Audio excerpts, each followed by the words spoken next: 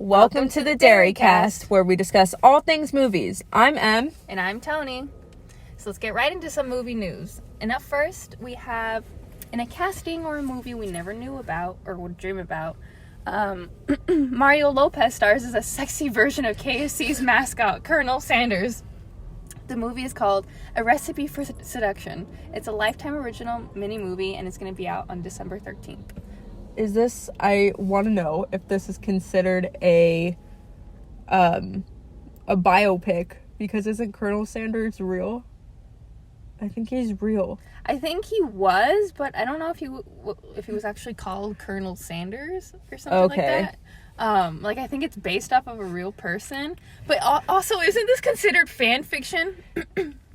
Yeah. I think KFC has a hand in it, but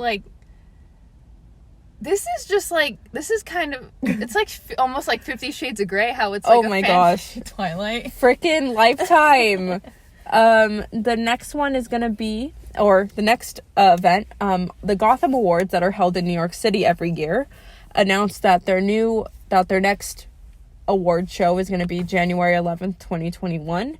They will give tribute to directors Ryan Murphy and Steve McQueen, along with Ma Rainey's Black Bottom actors Viola Davis and Chadwick Boseman. Ryan Murphy will be honored for his directorial work in the Netflix original film The Prom, which comes out tomorrow, Friday, December 11th. Yes. Is today the 10th? I think today's the 10th. Yep, the first day of Hanukkah. Oh yes, Happy Hanukkah! Happy Hanukkah! Steve McQueen, known for directing 12 Years a Slave, will be honored because of his work in the Small Axe series, where he directed 5 films that came out on Amazon Prime this year. They're coming out until next week. I've seen one of the films, and I'm so excited to see the next one, Lovers Rock. So next on the list is director Christopher Nolan bashes HBO Max and calls it, quote unquote, the worst streaming service ever. This is for the reason that HBO Max will release Warner Brothers' 2021 slate the same day they are released in theaters. Nolan is known for wanting everything on the big screen. Nolan has worked with Warner Brothers, who owns HBO Max, for many years. There has not been any word that their partnership will end or change. And his latest film, Tenet, had many controversies with its release in theaters in August in the middle of a pandemic. Which I think is ridiculous. Yeah. I love Christopher Nolan.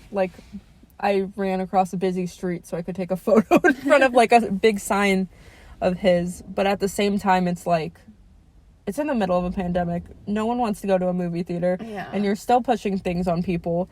I mean, I was going to go see it in a drive-in, but who wants to see a 3-hour movie while you have to turn off your car every 15 minutes? Mm-hmm. And also definitely something is going to happen with their relationship, I feel like, because he's bashing someone he collaborates with who gives him money, millions of dollars to make movies. That's not, Not just that, but also the more that he continues to bash things like streaming services and other ways to watch films, he's gonna eventually get blacklisted. At least his films will. They're not gonna want to put his movies on there because all he does is talk shit about their service.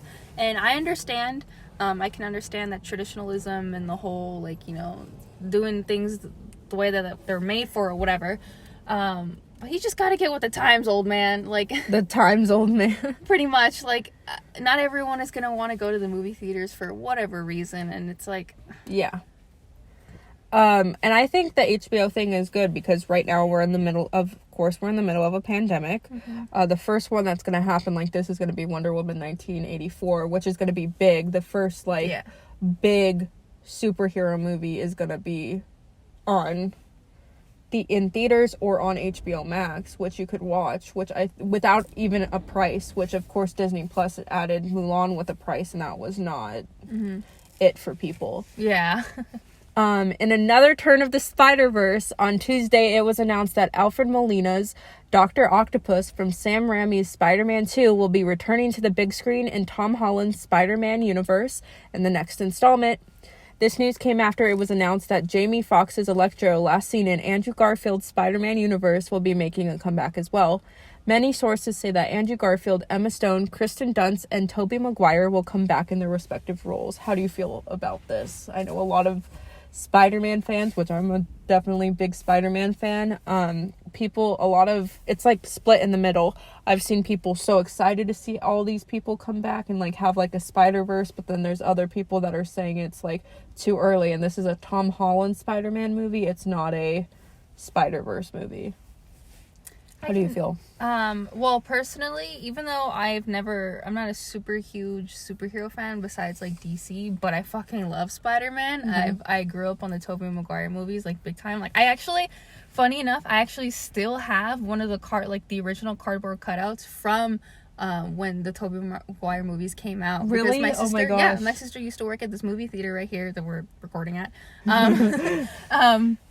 And my sister used to take home a bunch of stuff. And my sister, that's probably where I get it from. She used to love Spider-Man. She took it home. And I still have it. It's actually behind my headboard. I just don't put it up because it's big. He's like in his little spider pose, so it's big. Oh my gosh. Yeah. I would love to see it. Oh. I totally forget about it sometimes, but I think that's like one of the sickest pieces I own. Anyways, pretty excited about it. When I first heard that it was announced, I didn't believe it. I was like, there's no way. Because it does sound, honestly, a little bit early. Yeah. But it's good that they're doing it now, because I feel like if they wait too long, some of the actors like Tobey and Maguire are gonna get old. Yeah. You know? And it's not gonna be the same. Like, you don't want a 50-year-old Spider-Man. Like, I don't want to say it. I don't want to be ageist, but you know what I mean. Like, yeah. And I'm super excited to see Andrew Garfield back, because a lot of people who are friends of mine who listen to this know I literally went to fucking New York to meet Andrew Garfield. And I love him, and I feel like he didn't have enough you didn't have enough time as Spider-Man, yeah, really. because he wanted a bisexual Spider-Man, and they were like, fuck no! Yeah. And then they fired him. I remember as soon as he kind of talked about that, like, just boom. Yeah. That was it. I mean, which, it's 2020 now, so hopefully we do get more LGBTQ superheroes.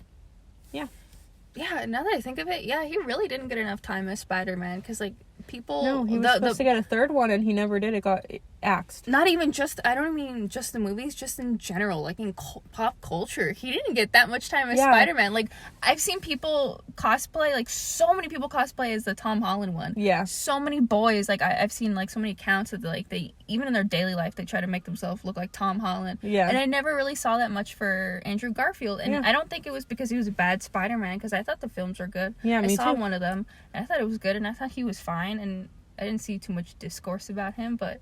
Yeah, and then... Sucks. Yeah. We love you, Andrew. Like you're gonna listen to this. I know. So now we're gonna go into our movies or TV shows recently watched. Tony, get into it. So I've been watching Schitt's Creek. Finally. Yes, finally. It took me so long, but because I was so apprehensive about it, I really thought it was a gay show written for straight people. Yeah. But then I found out one of the writers is actually gay, so, like, it totally, like, changed my mind on it. And then I watched it, and I really like it. I love it. David's my favorite character, for sure. Or Moira. Oh my god, I can't talk today. She is definitely a queen. Yeah. She is a part of the queer community. She is literally the definition of camp. Yeah. Yeah. And I think Catherine O'Hara does a great job. And I didn't know until, like, halfway through season 1 that Danny Levi and what's his name, like, they're actually father and son. Yes. Like, that's so cute. And so is Twyla. Twyla's their kid. Yep. I love Schitt's Creek. When you're done with it, you have to watch the documentary behind it. Schitt's Creek, Best Wishes and Warmest Regards. It's really good. So my pick of the week is The Mystery of D.B. Cooper. Woo woo! It was released on HBO and HBO Max. It was released, I believe, last week, and the director is John Dower. It's unraveling the mystery surrounding D.B. Cooper, who boarded a Northwest Orient Airlines airplane in November 1971, and it was hijacked while still on the tarmac, but they did multiple stops because he wanted to land in different areas.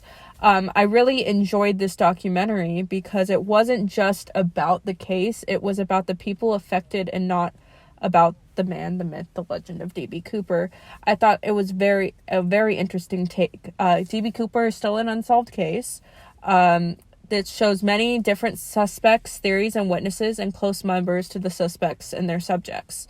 I enjoyed the different elements and going back and forth with the evidence and timeline factors with each suspect and witnesses.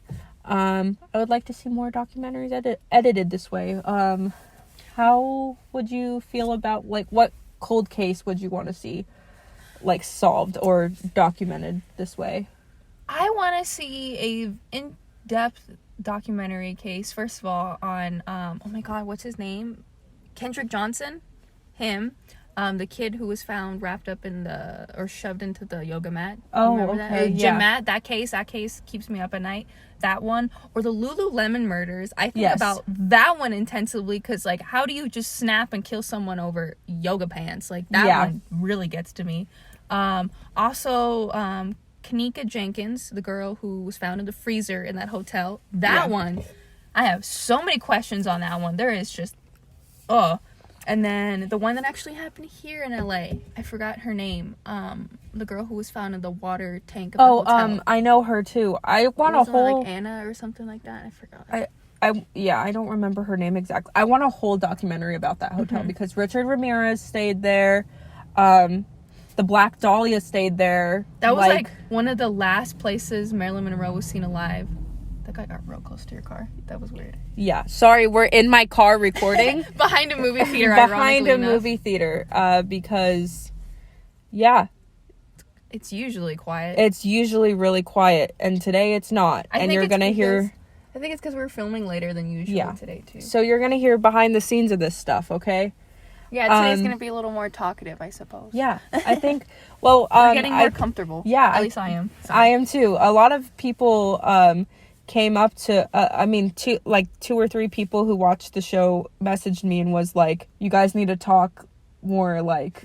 Actually talking more. So, I really like that we're doing that now. Also, like, leave us suggestions, comments, anything on our YouTube page or our Instagram. We will be making a Twitter soon as well. Yeah. Because we keep forgetting to make a Twitter account. Yeah. I mostly wanted to wait till we had more followers, too. Yes. Okay, so we're going to go into our main subject, which is holiday movies, because it's the start of Hanukkah! Woo! Get your potato latkes, everyone.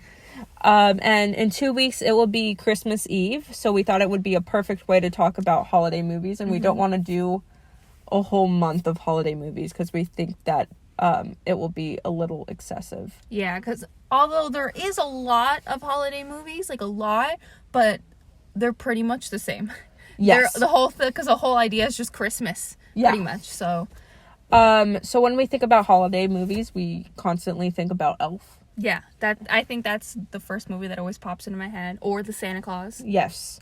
The Hallmark / cheesy movies, which I never want to watch. No, those I cannot sit through. I can't do it. Yes. And Charlie Brown animation, because that's usually what's shown on TV. And also It's a Wonderful Life. You have to add a classic Christmas movie.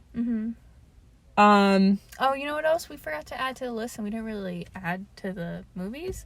I totally forgot what they're like actually called, but those little animated Christmas movies have been coming on since like the 40s, pretty much, or like the 60s. Oh, okay, like, I remember those. Ones.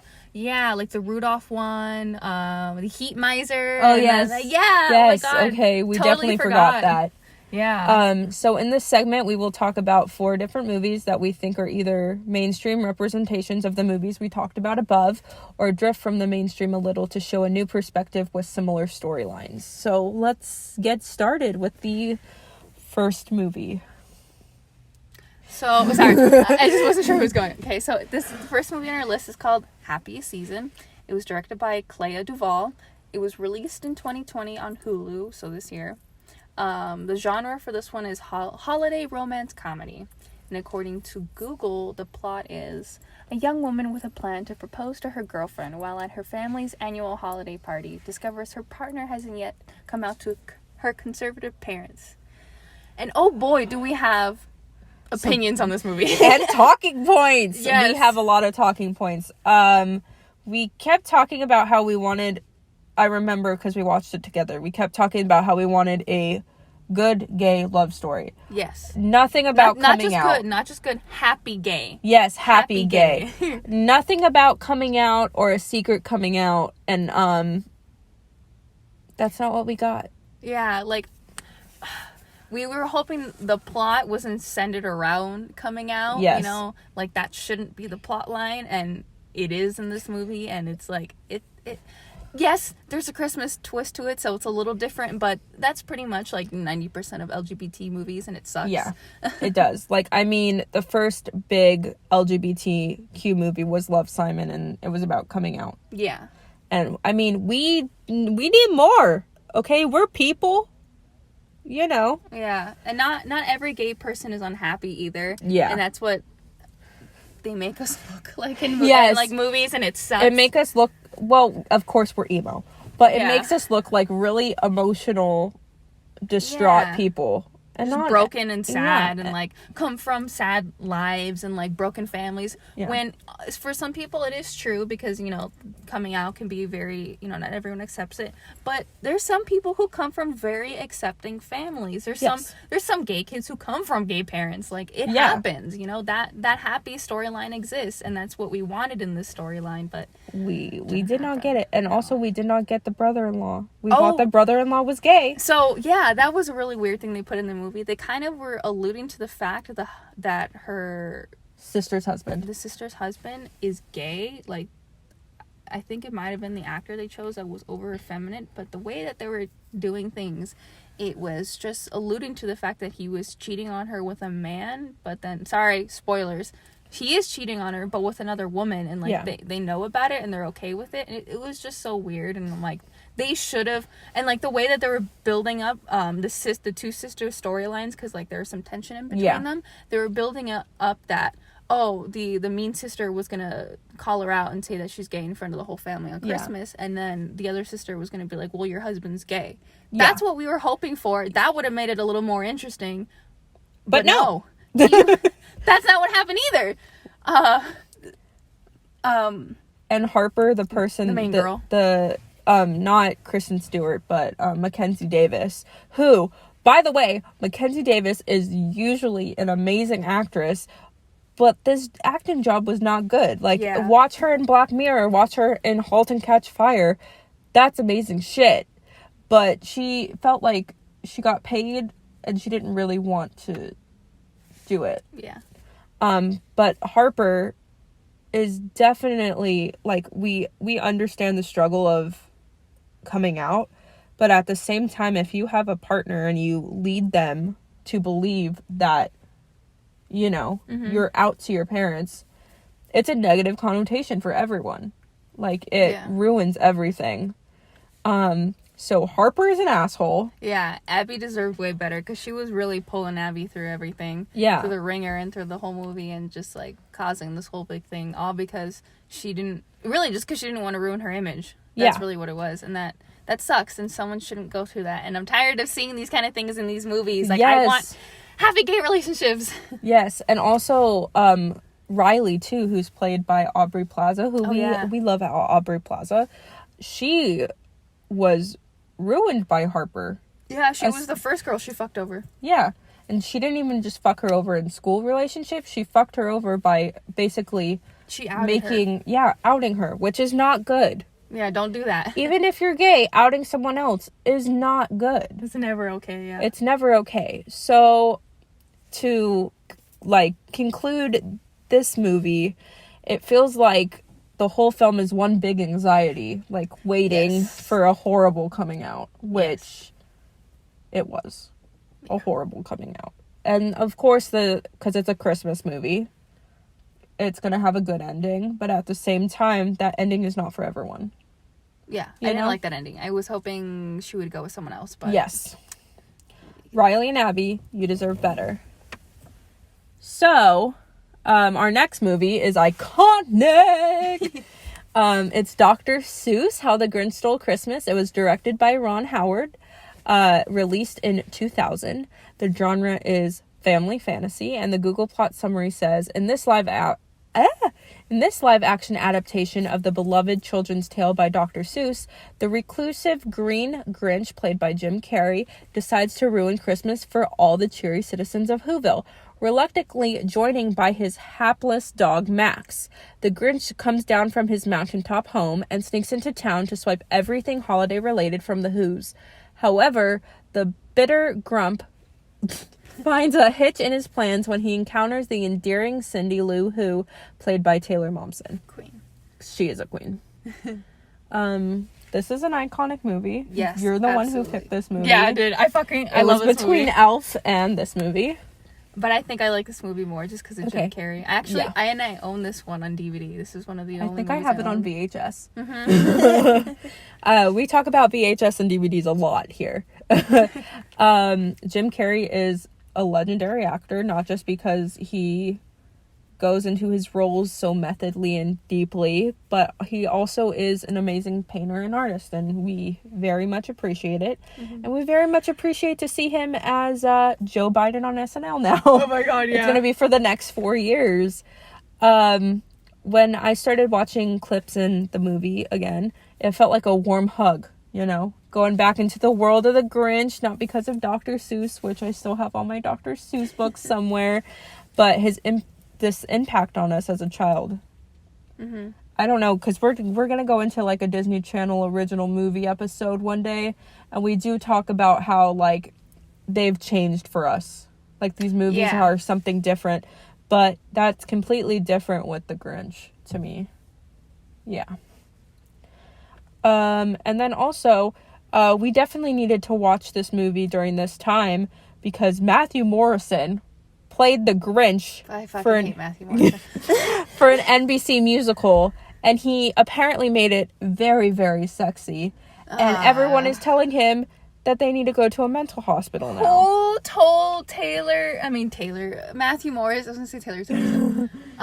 Matthew Morrison that he's hot. Like, who told him? Because they're wrong and they shouldn't have done that. Maybe Ryan Murphy did in Glee. Oh man, like He gave him too much power. I've seen so many clips of on his little solo tour that he had, and like he thinks he's Justin Timberlake. I didn't mean to go off on a whole Matthew. I fucking hate you, Matthew.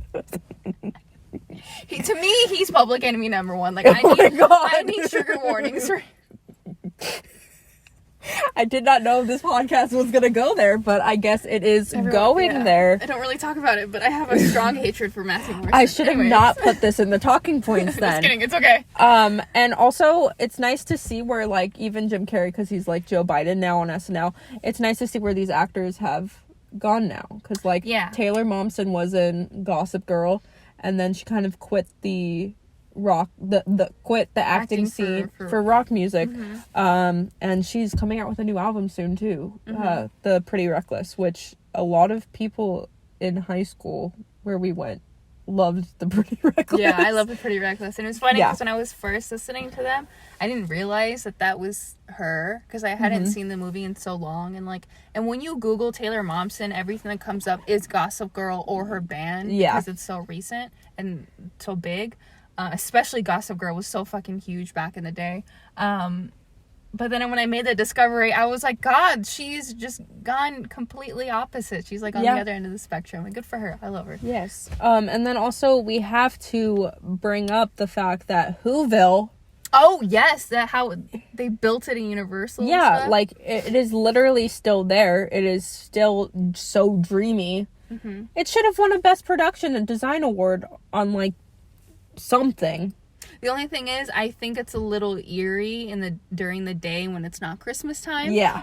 Going through it and just like there's no music playing, there's no actors dancing around it and stuff, and it's just the set. It's pretty eerie to me. I don't know what it is. It just makes me so uncomfortable, and I feel like some kind of evil Grinch is gonna come out and like murder me or something. But and I mean, we really love the movie. We love the movie still, and it's a surprise to know on Rotten Tomatoes that the film holds an approval rating of 49%. Based off of 142 reviews, so it's like averaging a 5.54 out of 10 on a review, which is, I mean, maybe it's just because we grew up on it. Yeah, I was gonna say it's mostly a kids movie. Yeah. So I'm sure a lot of adults are like, fuck no. Yeah. But his version of the Grinch is so iconic that when people do the Grinch for events, they always do his version. I've never seen anyone do the cartoon version unless they're drawing or doing makeup or something. But when they're like, or the new Benedict Cumberbatch. That's right. No one even does that one either too. I totally forgot about that one. That one's cute, and some of the songs were good on it, like I love Tyler's song. We love you, Tyler the Creator. Please sponsor us. But yeah, I think the other one still trumps it, and it's been like 20 years since it came out. Oh my god, I feel old now. Oh my god. Okay. So we're gonna get into the next movie. Yes, this one, The Night Before. It was directed by Jonathan Levine. Oh, it was released. That's how you say it, right? Yes. Okay. I'm so bad with names. I'm so sorry. I'm dyslexic. That's why. Anyways, it was released in 2015. It's a comedy. And according to Google, the plot is, for the last 10 years, lifelong buddies, Ethan, played by Joseph Gordon-Levitt, Isaac, played by Seth Rogen, and Chris Anthony. God damn it! Chris, played by Anthony Mackie. You see, I can't read. Have gathered on Christmas Eve to celebrate the holidays with a bang. As Isaac prepares to become a first-time father, their friends realize their annual tradition is coming to a sad end.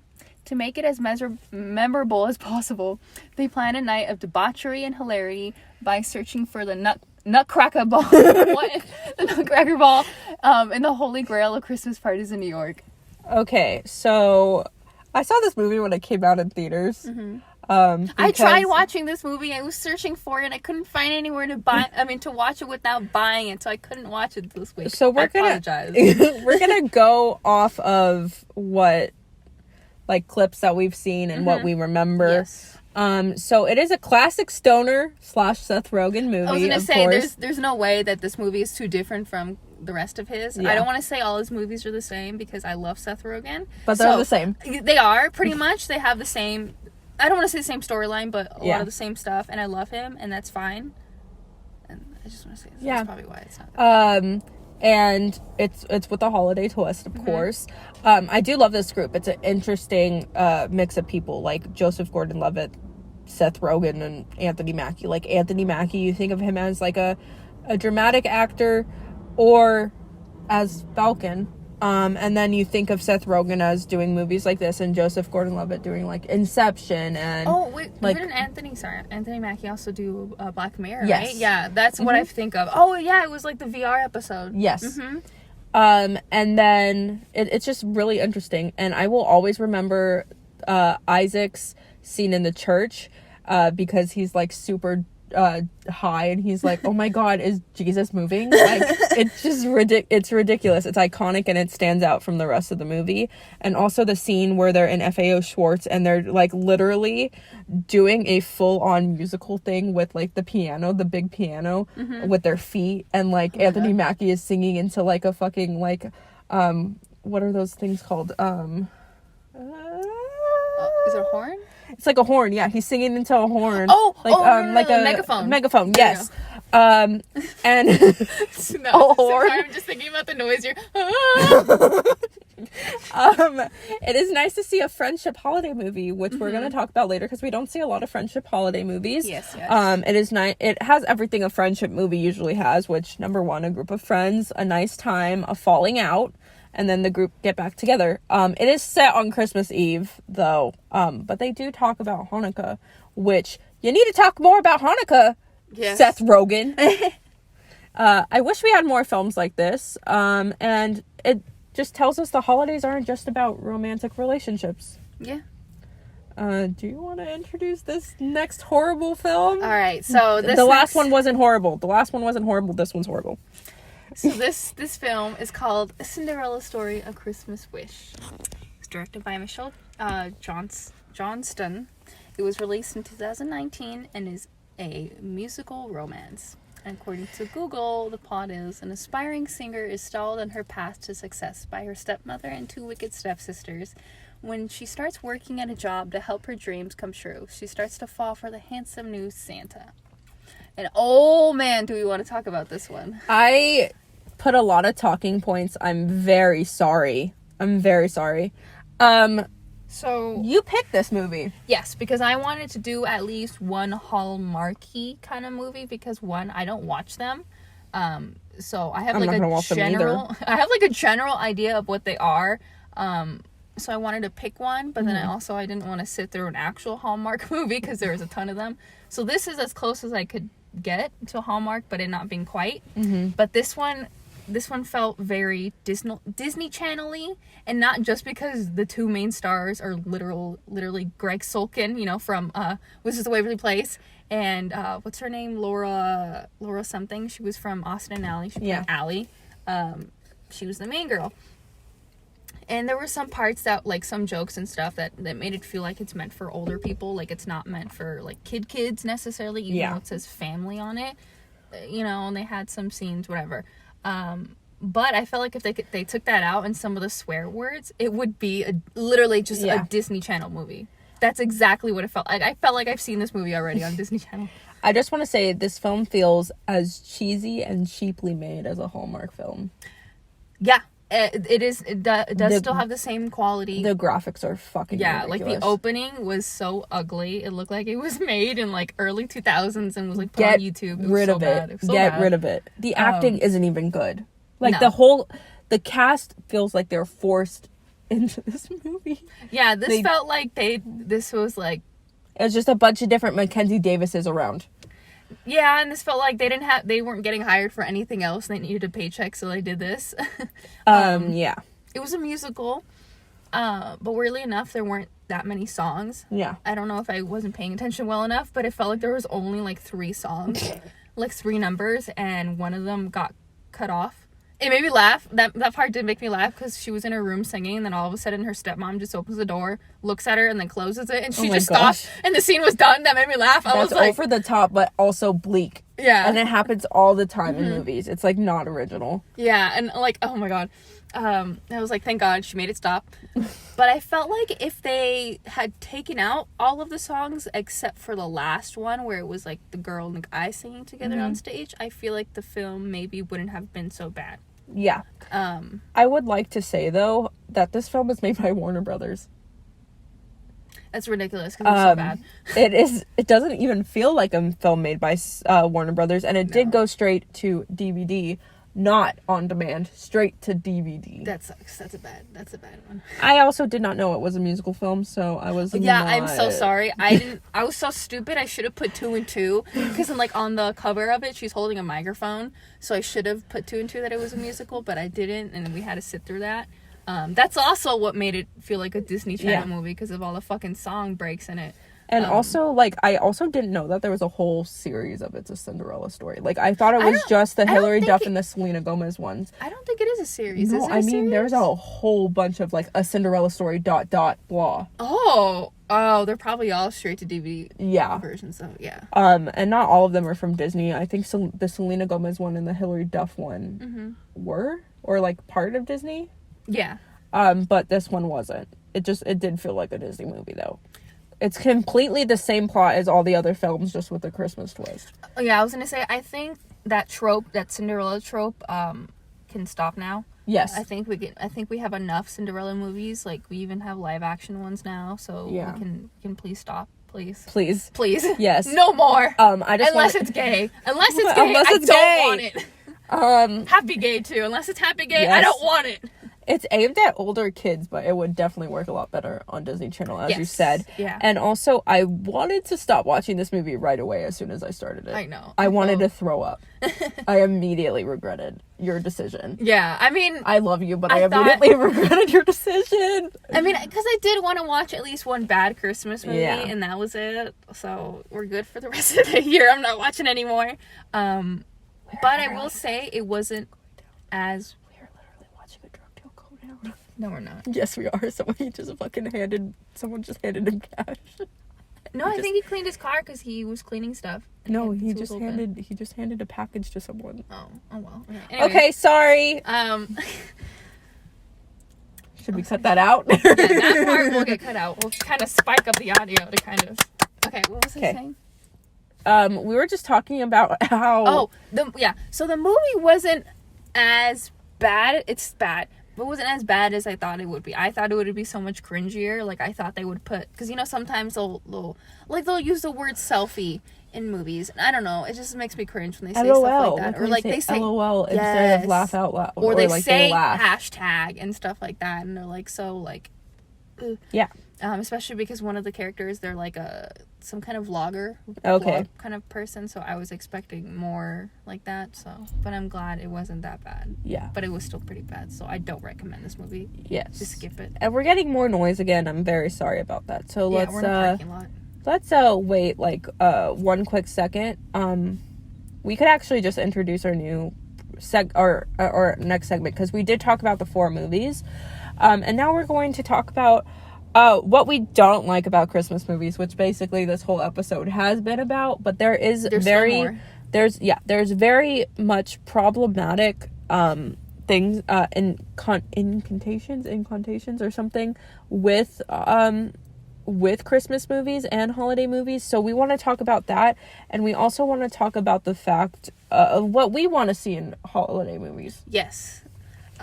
So for starters, I think one of the biggest problems with, honestly, the film industry, let's be honest. Yes. But Christmas movies is that they're purely white. They're all white people, all white families, you know, white main characters, and even if they have, like, any POC friends, they're one person.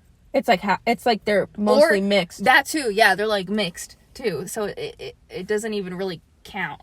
Like that's not diversity, you know. So I would love to see more holiday movies focused on families that were not white, like literally anyone but white people. Like we've had enough. We have all of them. We have, you know, we've got classics like National Lampoon's Family Vacation or whatever. We got those. We don't need more of them. No. And as you said before, as we said, all Hallmark movies look the same. Yeah, they look exactly the same. I remember I saw some chart on Twitter. I wish I could find it. But it basically put, like, a bunch of the covers all together. And they all looked exactly the same. The same little white couple on the cover. One of them was wearing a red shirt. One of them will be wearing a green shirt. And it's, like, flipped on each one. And, like, each of the title is, like, pretty much the same. Like, it's so bad. For example, there's one that's, like, Christmas Waltz and then Christmas Carousel. Or there's, like, Christmas Dance and Christmas Waltz. Like, Christmas Day. Christmas morning. Wish, like, a Christmas wedding. I've seen that one. Christmas Mystery. Or, like, a Christmas or a Mystery of Christmas or something like that. This is also a good segue to talk about Hallmark's 2019 Hanukkah anti-Semitic disaster. I don't know if you've heard about this. No, I have not. What happened? Okay, so Hallmark came out with 2 Hanukkah movies in 2019. Holiday Date and Double Holiday are the titles of the film. And, so, in Holiday Date, the main character uses a Jewish actor as a boyfriend to take to her family's Christmas. However, throughout the film, they insinuate that he doesn't know how to celebrate Christmas and he's a Russian spy. Huh. Weird. Why? And he's a Christian imposter. And the other one, in Double Holiday, a Jewish woman, let's just say she is literally described as a Jewish woman, has to rival her co-worker to get a promotion. Hanukkah is pushed aside and she has to celebrate Christmas with her competition. They barely speak about Hanukkah, and Christmas is the main topic. Her religion is cut out even though her description starts with Jewish. Yeah, why even make that effort of making her Jewish if you're not going to expand on that? What's up, Hallmark? These are anti-Semitic. I'm not saying they're like Hitler, blah, blah, blah. Like Nazi propaganda. But to be honest with you, if you're going to bring up a Jewish person... Then actually make them Jewish. In a holiday movie, make them Jewish. Like, actually do, like... And we have a couple more, like, the variety of Hanukkah and Kwanzaa movies. Most of them seem to be educational and not for entertainment. Yeah, they seem to be more for, like almost like a documentary clip or something you would show in your class. Yeah. As opposed to, like, a family movie you can put on every year and like sit down with your family that it watch it like It's a Wonderful Life or Dr. Seuss, or and they barely exist, and that really sucks. And I think there definitely should be more. And there is a huge, and I'm pretty sure that a lot of industries and a lot of people don't want to do it because they don't think there's a market for it. Oh, believe me, there definitely is. And I'm surprised. Yeah. I'm surprised big stars who do celebrate these such holidays don't make their own movies. Like, No. I'm surprised Adam Sandler and like other people haven't made more Hanukkah films, or at least just one Yes. big one, like one good big one. Let's or hit all the something. Jewish stars. Yeah, like I'm so surprised because there is definitely a call you could for get it. the whole cast of Uncut Gems and make a Hanukkah movie. Pretty much. And also because in certain holiday movies, Hanukkah and Kwanzaa is only brought up. It is not the main subject like Christmas. Even with the film we discussed the night before, because it's set on Christmas Eve. They're going to a Christmas Eve party, and yes, Seth Rogen's character is wearing a Hanukkah sweater, but at the same time, it's mostly about Christmas.